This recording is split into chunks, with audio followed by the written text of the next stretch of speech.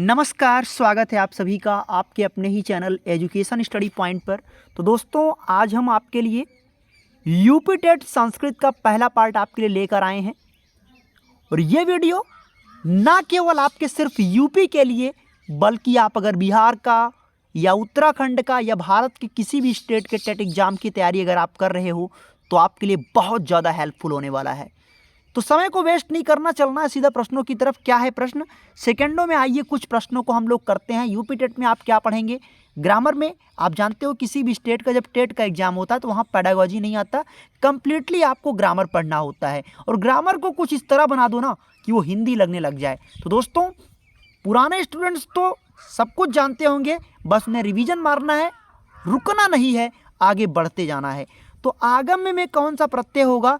आपको मैं ट्रिक बता रखा हूं कि जिस शब्द के लास्ट में या हो, यानी यहां पे आप देख रहे हो ये जिस शब्द के लास्ट में या होता है उसमें हमेशा ल्याप प्रत्यय होता है। क्या होता है? ल्याप प्रत्यय होता है। अगला प्रश्न देखिए, पठनम। अब इसमें कौन सा होगा?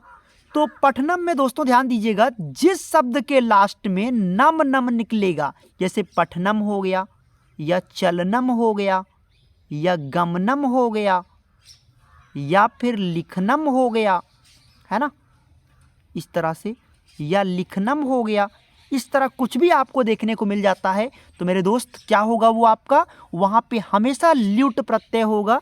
यकीनन 110% गारंटी मैं लेता हूँ, 120% वर्किंग ट्रिक है ये।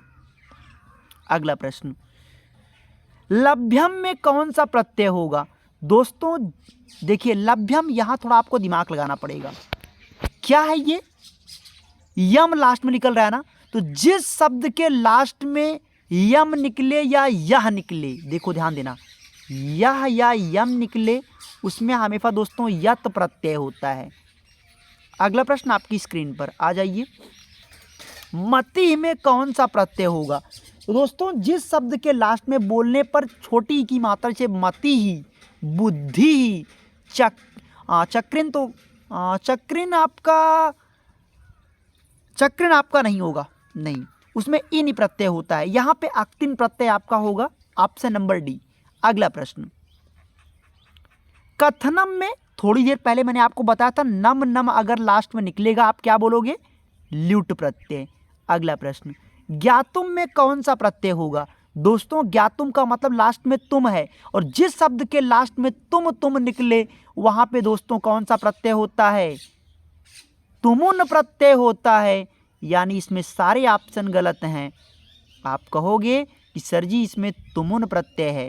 ध्यान रखना, अगर सीटेट में जा रहे हो देने तो ध्यान देना इस चीज का, टेट में अगर दे रहे हो तो इन ट्रिक्स को नोट करते चलो। पठनीयम में कौन सा प्रत्यय होगा? तो दोस्तों, पठनीयम का मतलब ही होता है अनियर प्रत्यय, बोलने पर लास्ट में लगेगा। पठनीयम, चलनीयम, गमनीयम, तो इस तरह कुछ आपको देखने को मिलता है। तो you can go with option number C, that means उसमें अनियर प्रत्यय होगा। लेप का आपने क्या जाना? शब्द के लास्ट में अगर या है तो लेप प्रत्यय, यम या यह है तो यत प्रत्यय, अनियर में अनी लगेगा, सानच में मानह मानह मानम निकलता है, मानह निकलेगा या माना निकलेगा या मानम निकलेगा। खैर, 8वां प्रश्न, दातव्यम में कौन सा प्रत्यय होगा? दोस्तों, लास्ट में तव्यम तव्यम अगर निकले तो समझना कि तव्यत प्रत्यय, जैसे दातव्यम, कर्तव्यम, पठितव्यम, गंतव्यम, समझ रहे हो ना। चलिए नेक्स्ट प्रश्न, जीता में कौन सा प्रत्यय होगा? तो दोस्तों, जीता क्या लगता है? अक्त प्रत्यय इसमें होगा। ऑप्शन में है कि नहीं है? जी हाँ, बिल्कुल है, लेकिन थोड़ा गलत लिखा हुआ है टाइपिंग मिस्टेक की वजह से। तो you can go with option number D. अगला प्रश्न, ज्ञातवान में कौन सा प्रत्यय होगा? जिस सेंटेंस में जिस शब्द के लास्ट में वान, वती, वत, इन तीनों में से कोई एक वर्ड हो वहां पे हमेशा अक्त वतु प्रत्यय होता है, लेकिन अगर क्रिया में लगा होगा तो, अगर क्रिया से भिन्न पद है तो वहां पे मतु प्रत्यय होगा। अगला, पश्यंती में कौन सा प्रत्यय होगा? दोस्तों, जिस शब्द के लास्ट में अन, अंति, अत निकले वहां पे हमेशा ल्यूट होता है, बोलने पर लगेगा। पश्यंती, पश्यत, या लिखन, लिखंती, लिखट, पठन, पठंती, पठत, अगला प्रश्न, मयूरों में कौन सा समास होगा? दोस्तों आमतौर पे ये ऐसा नहीं है, ये आमतौर पे ऐसा है, मयूरों या रामो। जिस शब्द के लास्ट में ये मात्रा आपको दिख जाए तो यकीनन आपको तुरंत टिक मारना है। किस पर? आपको टिक मार देना है द्वंद्व समास पर। ऐसी ट्रिक्स आपके सामने रखूंगा कि जीवन में कभी भूल नहीं पाओगे। नेक्स्ट प्रश्न देखिए, हरिहरौ द्वंद्व समास, चूंकि औ की मात्रा लास्ट में है, तुरंत टिक मारिए द्वंद्व समास पर। त्रिफला में कौन सा समास होगा? जिस समास का पहला पद संख्यावाचक हो वहां पे क्या होता है दोस्तों?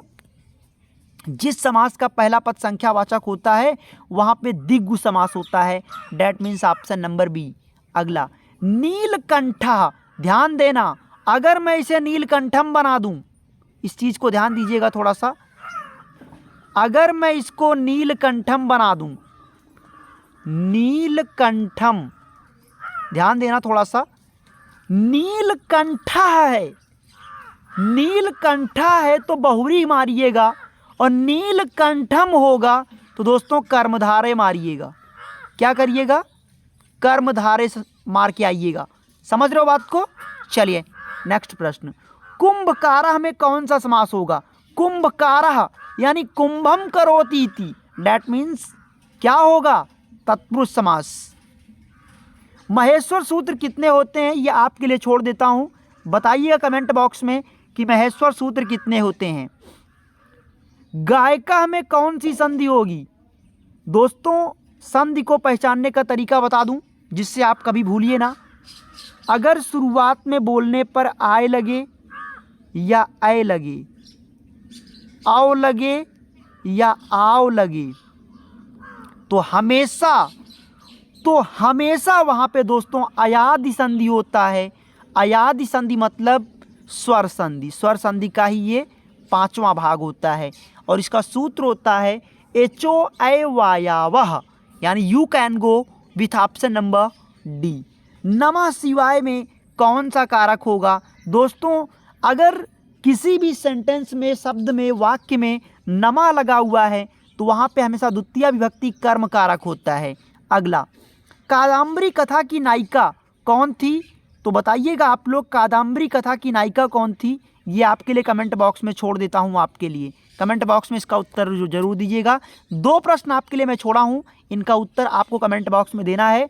जिसका उत्तर गलत रहेगा उसको हम पर्सनल रिप्लाई आपको कमेंट बॉक्स में जरूर करेंगे। तो खैर यूपी टेट का ये संस्कृत का पहला पार्ट आपको मिल चुका है। सेकेंड पार्ट लाइव में या फिर रिकॉर्डिंग के थ्रू आपको मिलता रहेगा।